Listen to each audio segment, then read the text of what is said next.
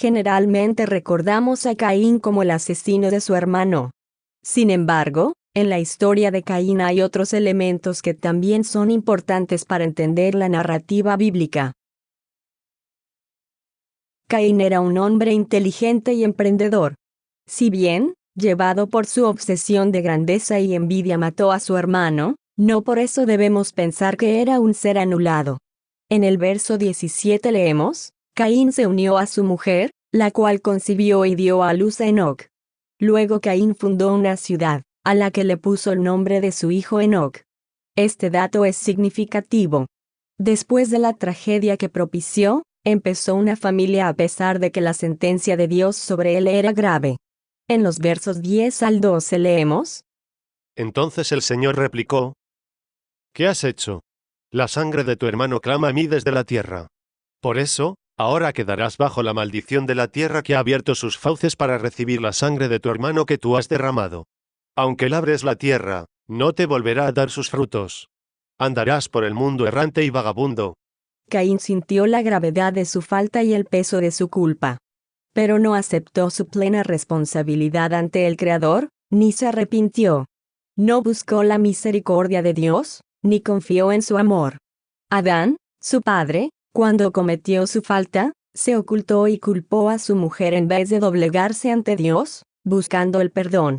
Su madre, por su parte, en vez de arrepentirse, culpó a la serpiente.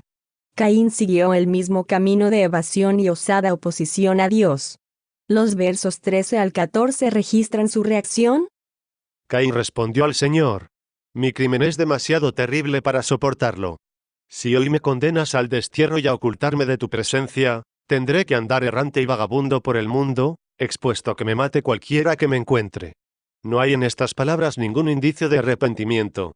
Caín reconoció el poder de Dios para condenarlo, pero no estuvo dispuesto a humillarse, implorar perdón, ni convertirse en una persona sumisa a la voluntad del Creador. Sabía que no tenía salida y que sufriría por la maldición debida a su crimen. Pero no estaba dispuesto a aceptar que Dios dirigiera sus pasos. Su principal temor era tener que vivir alejado de sus seres más cercanos y estar expuesto a que alguien lo matará. Pero Caín era un hombre recio y agresivo y no estaba dispuesto a doblegarse. Se fue a vivir en una región al este del paraíso y fundó una ciudad, a la que le puso el nombre de su hijo, Enoc.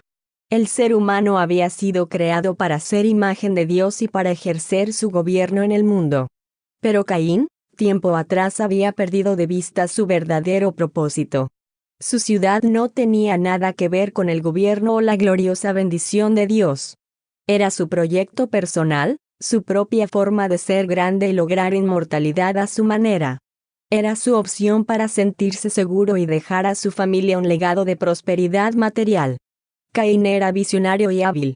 Fraguó el sueño de construir una ciudad donde más recursos pudieran acumularse más fácilmente, y se convirtió en un político sagaz convenciendo a otros de las posibilidades futuras de su proyecto. Dedicó su vida a realizar su sueño independientemente de Dios, o del desarrollo de su espiritualidad y la de su familia, y finalmente lo consiguió. Terminó su gran programa político, inauguró su ciudad y le puso el nombre de su hijo. Debió sentirse pleno y realizado en ese momento cumbre de su carrera sin Dios. Caín realmente empezó una nueva civilización al margen del Dios verdadero. Podemos llamarla la civilización cainita. El relato del Génesis nos menciona 5 generaciones o dinastías de descendientes de Caín: Enoc, Irad, Mehujael, Metusael y Lamec. Las primeras 4 dinastías continuaron su vida con tranquilidad y prosperidad relativas, ocupados en los quehaceres propios de la vida en la ciudad de Caín. El narrador del Génesis simplemente los menciona uno tras otro, como dando a entender que nada extraordinario pasó durante sus largos años de vida.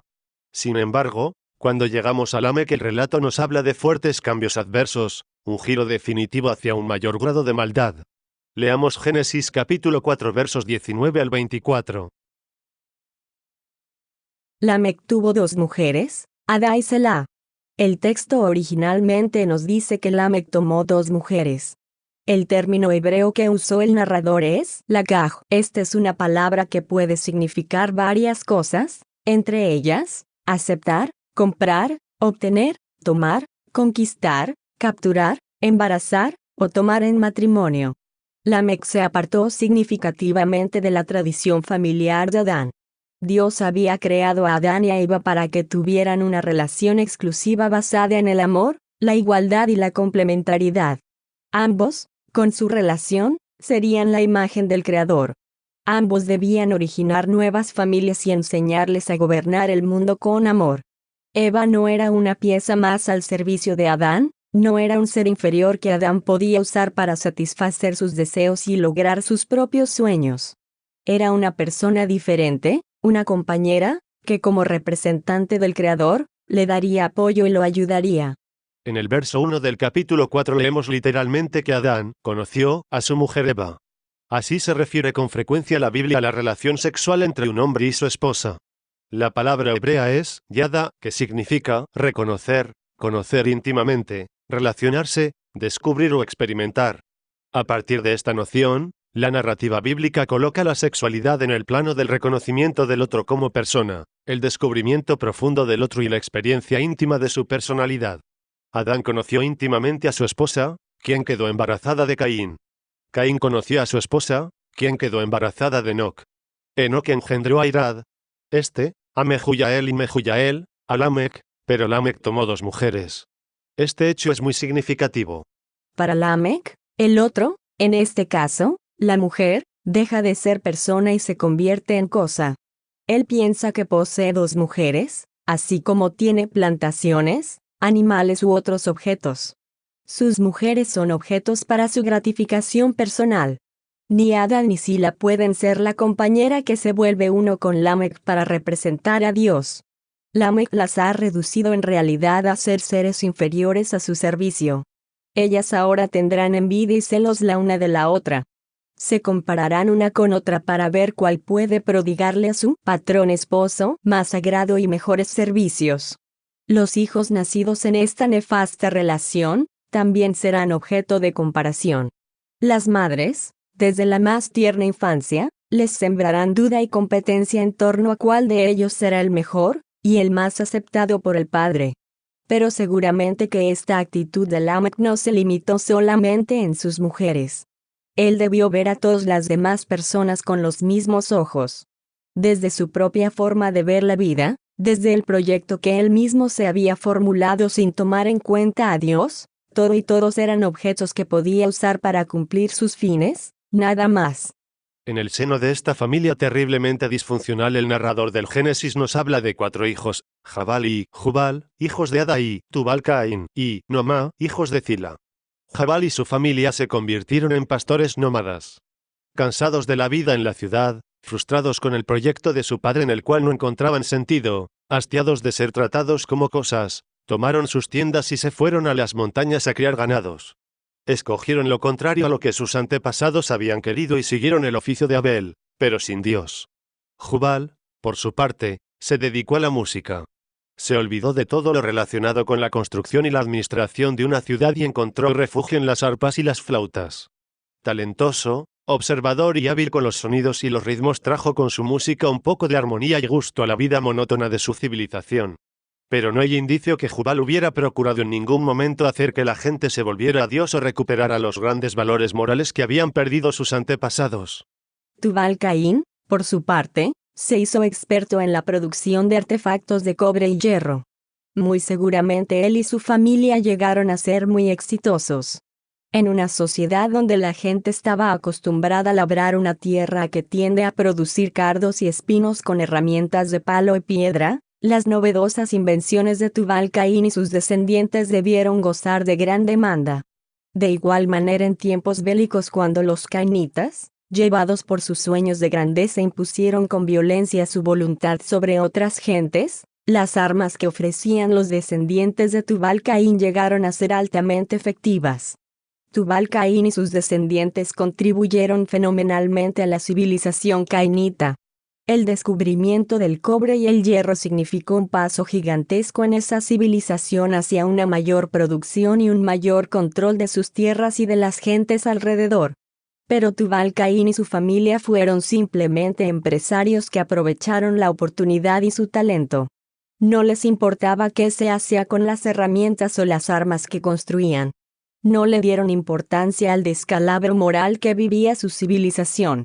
Mientras que con sus empresas impulsaron el desarrollo material de sus ciudades, los valores morales de su civilización se seguían desmoronando cada día.